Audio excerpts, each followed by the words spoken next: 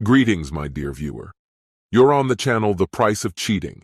The channel is for those who appreciate traditional family values and condemn adultery. So be sure to subscribe to the channel. Let's get started. For 24 years, I closely observed her, knowing exactly how she would react in such situations. I was used to the way her mind worked. She couldn't stand losing control, and her desire to restore order would inevitably bring her back home. I wondered what explanation she would offer this time. She took pride in her calculated approach to everything, so being caught off guard must have shaken her deeply. She always strategized ahead, leaving nothing to chance. Unlike her, my style was more straightforward. If something bothered me, I said it directly. It wasn't always the most tactful method, but it worked for me. My bluntness irritated her. It was hard for her to watch her carefully crafted plans fall apart because I might say something impulsively. Don't get me wrong. I usually let her have her way. Why? Simple. Most men don't dwell on the small stuff. As long as her desires didn't threaten our finances or relationship, I rarely saw a reason to resist. This kept everything running smoothly. She was happy, which meant I stayed satisfied. We both lived in our own versions of what happiness meant. But eventually, she realized that I too had limits, a point where I could no longer play along with her plans. One day, I overheard her talking to a friend. She called it my boiling point, the moment when my anger reached such a level that nothing else mattered. Not friends, not work, not even her. When I got to that state, I no longer cared about consequences or feelings. She even gave an example from my previous job to illustrate her point. I had worked at the company for 15 years. I was promoted, had excellent reviews, and my colleagues respected me. Then a new management team came in. They hired a consultant who, in just 3 weeks, came up with a plan that the leadership approved without hesitation. It completely changed how the company operated. At first, I wasn't worried. I had been there long enough to understand all the nuances of the business. But then came the shocking news. The consultant announced that our salaries were 30% higher than those at similar companies in the region, and the solution was to cut them. My salary would drop by almost $7,000 a year. I couldn't help but laugh. Let's clarify, I said. You're cutting everyone's salaries to the regional average, so we should keep working with the same effort or at 30% less? I didn't stop. This company thrives because it fairly compensates its employees. They don't hire just anyone off the street here. To get this job, I went through 4 stages of interviews, including physical and psychological tests. Plus, we have strict attendance and safety policies. I paused to let my words sink in, then added, why would anyone go through all of that to work here if they could earn the same elsewhere with fewer demands? In the end, you'll lose your best employees, morale will drop, productivity will decline, accidents will increase, and instead of quality, you'll get mediocrity. My words hung in the air. 4 company representatives and the efficiency consultant sat across from me, looking increasingly uncomfortable, their faces flushed with irritation. Finally, one of them spoke. The decision is final. The salary cuts will be implemented in 2 months. I smiled. Fine. 2 months is enough time to find another job. Consider this my resignation. The room erupted into chaos, but I remained calm. The plant manager tried to convince the others that I wasn't serious, that I was just expressing frustration. But when 2 months passed, I kept my word. I left, leaving them in a panic, desperately trying to convince me to stay. They even resorted to threats, promising to ruin my reputation by telling future employers that I left voluntarily. I simply replied, I already have a job. Time passed, and most of the old employees left, replaced by new faces at his company. Even 2 managers tried to entice me back with a significant pay raise. I smirked slightly, wished them luck, and left the restaurant without hesitation. Once I make a decision, nothing in the world can change it. My decisions may seem hasty, but they are never made on a whim. I always carefully consider my options, and financial gain is the least important to me. I can live without money, but I can't live without self-respect, I often said. Looking back, I began to wonder when she started to believe that I would ever accept her being with another man. For years, she tested the boundaries of what I was willing to tolerate. There was that trip, a 2-week vacation with friends, some of whom had no shame, and one of them was even married. She came up with a convincing argument that time apart would benefit us, strengthen our relationship, typical nonsense. For me, it was just noise. I told her it was a terrible idea, that the thought of her lounging on a beach in another country, drinking with a group of women I could barely stand, was far from reasonable. But it's your life, I added. Do what you want. Just remember, everything comes with a price. Over time, she understood that when I said that, I knew she was making a mistake, but I was too tired to argue. If she decided to go through with it, she would face the consequences alone. One more thing, I said. I'll need my rings. If you're going to make yourself available to strangers, you won't be wearing them. She exploded, bombarding me with all kinds of arguments. I just sat there, waiting for her anger to run its course. While she raged, I made a few more decisions. You'll be too busy with your vacation to look for a new place. Should I pack your things for storage or send them to your mother's? She scowled, screamed, but refused to change her plans. 3 days before her departure, she returned to an empty house and found a note. I've thought it over. I no longer want to live here. Now you can leave without guilt, free from betrayal. Have a good trip. Leave the rings. They mean nothing to me anymore. Her reckless friends encouraged her to forget about me, but she spent 2 days trying to find me. I took some time off and went on a camping trip. I wondered if she had flown out as I cast my line, hoping to catch the big trout I missed last summer, when suddenly I heard a familiar voice behind me. Thanks for ruining my vacation, she said. As you can see, I didn't go. Are you happy? My fishing rod gave a slight tug. Maybe the trout had finally taken the bait. No, I replied. I'm not happy. Do you think I'd be fine knowing that if I hadn't stood my ground, you would have gone, had fun, while I'd be left hanging the entire time? Why are you here? To ruin my weekend too? It won't work, I continued. Want to know why? Because you won't stay, go back home, or anywhere. Just stay away from me. If you don't leave, I'll call off the private investigator, and instead of proving infidelity, I'll just file for divorce citing irreconcilable differences. We could be done with this in 3 months. It's that simple. And then, finally, the big fish bit. The rod bent sharply. The reel screeched as the fish shot through the water, jumping and twisting. It had to weigh at least 8, maybe even 10 pounds. I quietly cursed, preparing for the upcoming fight. As soon as I plunged into the icy water, the fish thrashed wildly, tearing itself free from the hook, and with a powerful flick of its tail, it vanished into the murky depths. Her reaction was a mix of a startled cry and bubbling laughter, echoing across the lake. Although the water only reached my waist, its icy grip was relentless, especially in early April. I didn't rush as I made my way back to the shore. Maybe now you'll finally talk to me, I muttered, trying to keep my voice steady. I don't want a divorce. You need to understand that, she managed to say before I firmly pushed her into the water. Her arms flailed in the air, trying to keep her balance on the slippery mud, but she failed. She fell backward with a splash. It was hard not to notice how absurdly overdressed she was for this moment, and for a split second, her bare skin flashed through her short skirt as she hit the water. Obviously, she was trying to use her charms, thinking she could erase everything that had happened.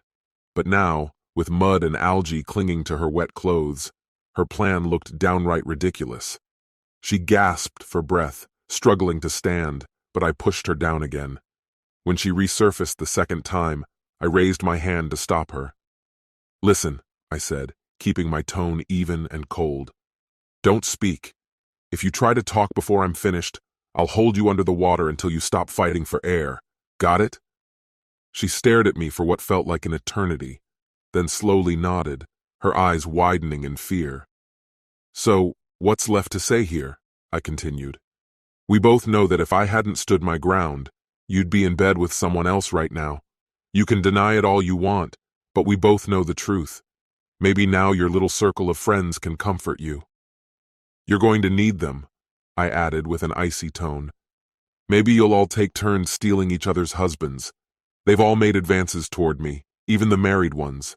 I'm done with it.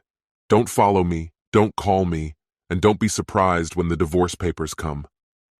Her sobs followed me as I walked away, her voice calling my name, but I didn't look back. It didn't surprise me that she contested the divorce.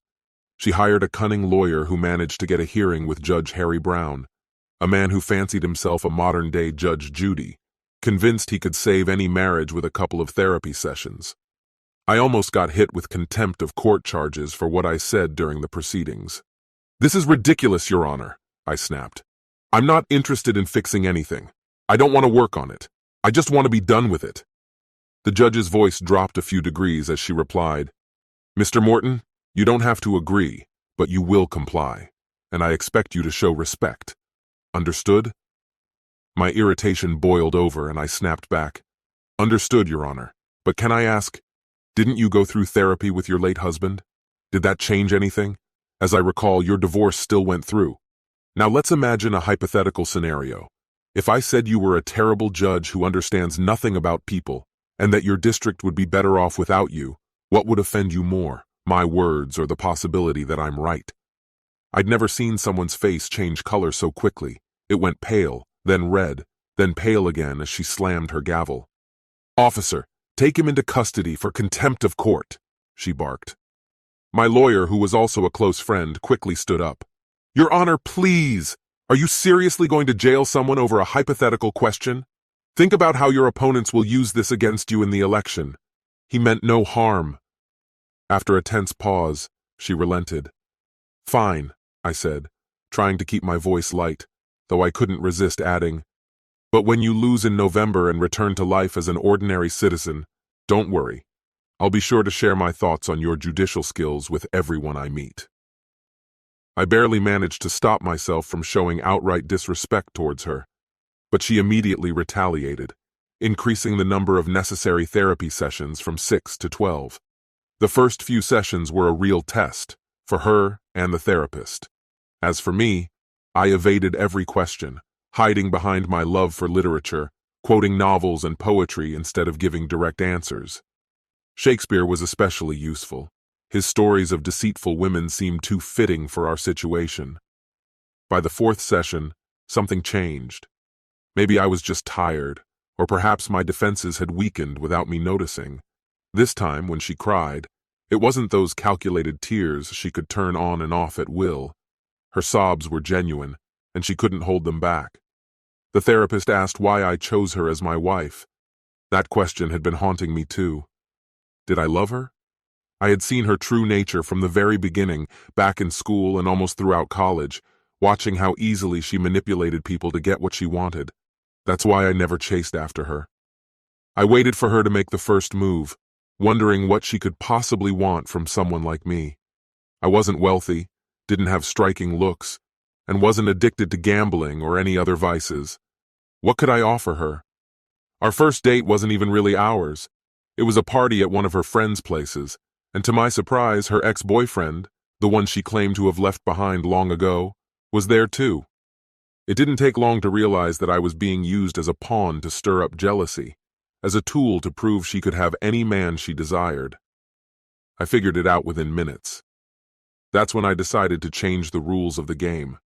The entire evening, I ignored her, chatted with her friends, danced, flirted, and did all of this just a little more freely than I should have, right in front of her. Her anger was palpable. Eventually, she pulled me outside, her eyes burning. "What the hell are you doing?" she asked. "You're here with me. Act like it." I couldn't help but laugh. "What do you think I'm doing? I'm playing this little game you set up for your ex. Too bad you lost, and now I'm just enjoying myself. By the way, your friends? They've already given me their numbers. Jessica even hinted that I should stop by her place after I drop you off." She wasn't used to being spoken to like that. Tears started to flow quickly, and back then, I couldn't resist a crying woman. I said I'd play the role she wanted, pretend we were on a real date. When we went back inside, she clung to me, her anger replaced by need. We danced, and somehow the tension dissolved. We ended up having a good time. I gave her a gentle kiss at her door when I dropped her off, fully intending never to see her again. But she wasn't one to give up without a fight. Little by little, she found her way into my life and into my heart. From the start, I made it clear that I wouldn't tolerate her games. We broke up several times before she finally understood. In the end, we got married. As a child, I had mumps, which raised questions about my ability to have children. When she became pregnant, I suggested we part ways, but she sharply scolded me for even thinking such things. I suggested we adopt, but she always had some excuse. Soon enough, I realized it was too late to change anything. Perhaps it was for the better. But gradually, counselor, she returned to her old habits, smugness, small manipulations. At first, they were barely noticeable, but over time, they grew. She could never understand that things like cars or furniture didn't matter to me. None of that had any significance for me. She looked content, or at least that's how it seemed to me, and I wasn't particularly bothered by it. But then things began to change. She switched jobs, surrounded herself with new acquaintances. The girls' nights out reappeared, but I trusted her, so I didn't give it much thought. Gradually, her evenings grew longer and she started coming home later and later. One night, she came back at 3 a.m., her hair disheveled, clothes wrinkled, lipstick smeared across her face. That moment drew a clear line. She knew she had crossed it. Her apologies were immediate, dripping with regret. She explained she had been drunk and swore it was just a kiss. I left, disappearing from her life for 3 weeks. During that time, she broke down, pleading for forgiveness through sobs, promising to go to therapy and swearing that she would change. I was weak, still tied to my feelings for her, though I couldn't fully understand why. Eventually, we reconciled, and for a while, things got better. She openly acknowledged her issues with control and made visible efforts to address them. She changed jobs again, distancing herself from what she called a toxic circle of friends, but it felt like she was merely swapping one problem for another. If her previous group was troublesome, the new one seemed even worse. Gradually, she began to imitate them. The girls' nights returned with double the intensity. Then she brought up a trip. I researched the resort she wanted to visit. It was clearly a haven for singles and those in open relationships. I was sure that if she went, our marriage would collapse, and she would break her vows. I tried to talk her out of it, but her replies were full of dismissive reassurances, which felt rehearsed and hollow. I reached my breaking point. I gave her an ultimatum: stay here and work on our relationship, or go on the trip and come back to divorce papers. She refused to cancel her plans, and I left before she could make her final decision. In the end, she didn't go, but by that point, it didn't matter anymore. I filed for divorce, and here we are. Yes, she regrets her actions. Yes, she agreed to therapy. But the main question is, will it be enough? Can she truly change? And more importantly, do I care enough to find out? That's what haunts me the most. In the end, I gave her another chance, clinging to the faint hope that love could survive. Why? Because deep down, I still loved her. But this time, I made her pay for it. She signed legal documents. Everything was split equally, and the consequences of any future infidelity were crystal clear. She left, taking only her things. It crushed her to sign those papers because she adored our house, our life together. But she had no other choice. For a few years, life seemed calm and balanced. Then, slowly but surely, changes started happening again. It began with small things, little knowing smiles that she thought I didn't notice. That's when I decided to hire detectives. 2 weeks later, I got my answer. Robert Taylor, a confident colleague. The reports described him as a man who preyed on wealthy women, looking for someone to fund his lifestyle. Attractive enough, I suppose, but something in his eyes troubled me. He saw her car, her jewelry, her polished appearance, and he saw a gold mine. He seduced her. She showered him with gifts, and they met multiple times. I never caught them in person. I handed the evidence to my lawyer, and then, on the night I knew they were together, I sent him a message. Urgent, call me, no texts. She called me back a few minutes later, her voice trembling, her breathing uneven. What's going on? What happened? She asked, a note of panic slipping into her voice. Oh, nothing much, I responded calmly. Just thought you should know. I'm filing for divorce. Robert will stop by to pick you up and help you pack your things. There was a long pause, but I could practically feel her confusion through the phone. Leave the car and don't forget to put the jewelry on the vanity. Leave the house and car keys as well. Robert will handle the rest." The line was silent for a few more moments before she finally spoke again, her voice shaking. "What are you even talking about?" "I'm talking about that agreement you signed, remember? The one that was supposed to prove I was just being paranoid? The one where you swore you'd never cheat on me?" I paused, letting my words sink in. "I'm talking about those months you spent in bed with that disgusting guy. Room 534 at the hotel, where you wore nothing but a garter. Was it lavender or maybe purple?" The silence on her end was oppressive. I continued, now with a hint of mockery in my voice. "Live streams don't always get the colors right, so the shades can sometimes get mixed up.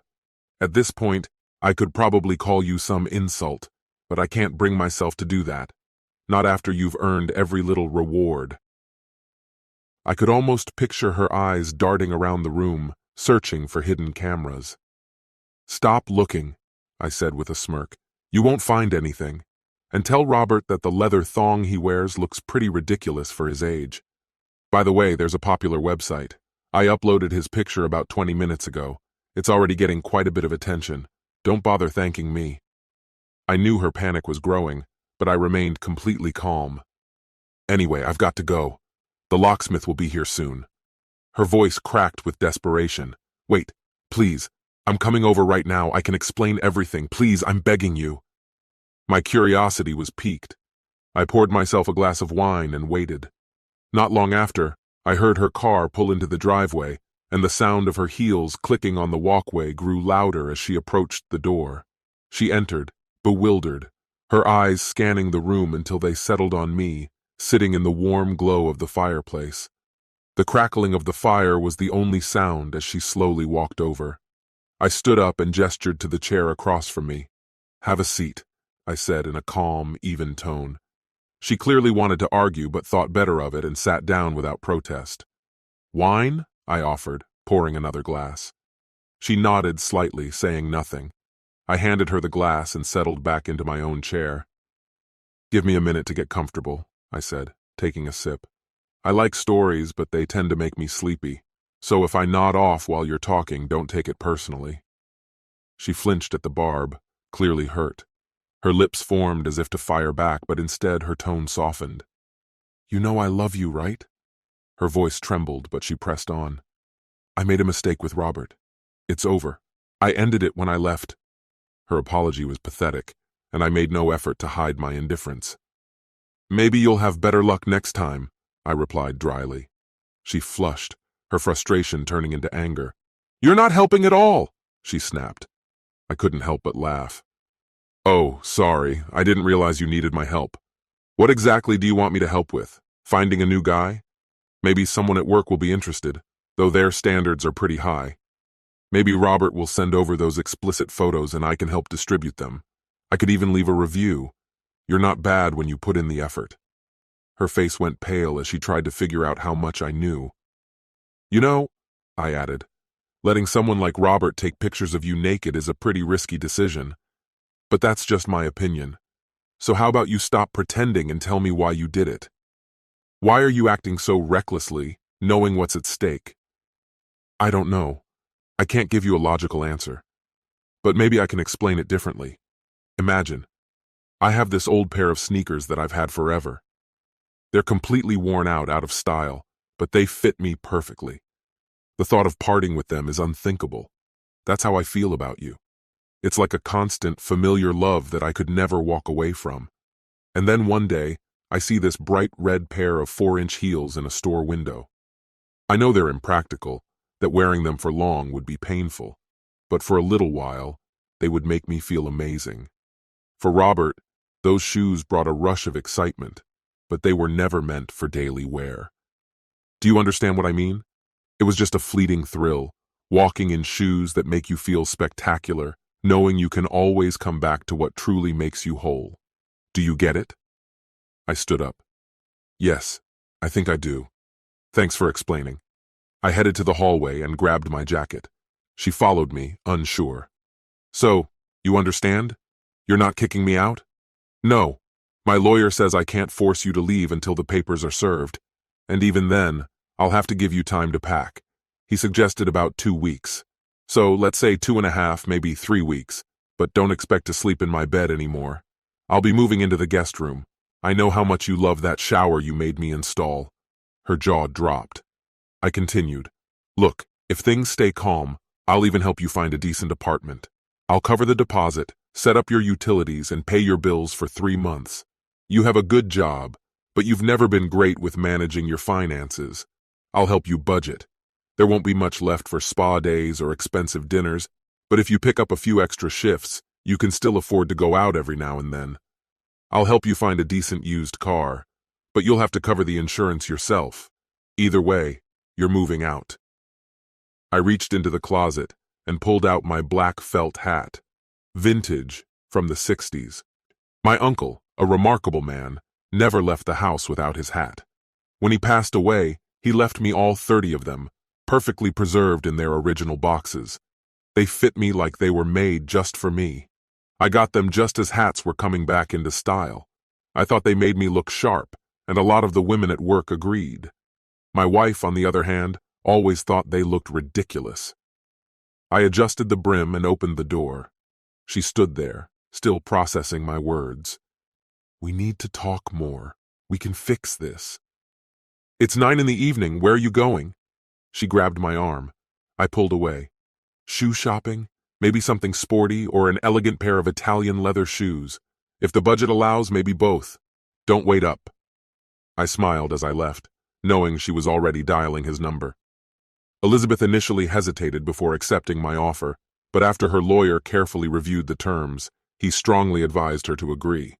I wasn't particularly interested in her car, so I sold it, split the proceeds, and used part of the money to buy her a modest used vehicle. To my surprise, she was genuinely grateful for that. A few years later, she was hit by an SUV. She was severely injured and now can only move around in a wheelchair. Our paths no longer cross. This concludes the story. If you like it, then put your powerful like and subscribe to the channel.